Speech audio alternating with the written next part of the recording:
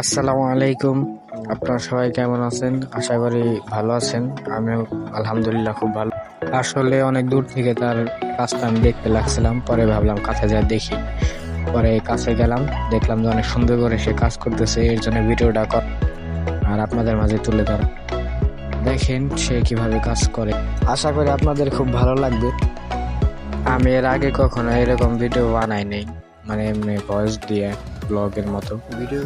জানি না কেমন হবে, যদি ভালো হয় তাহলে কমেন্ট করে জানাবেন,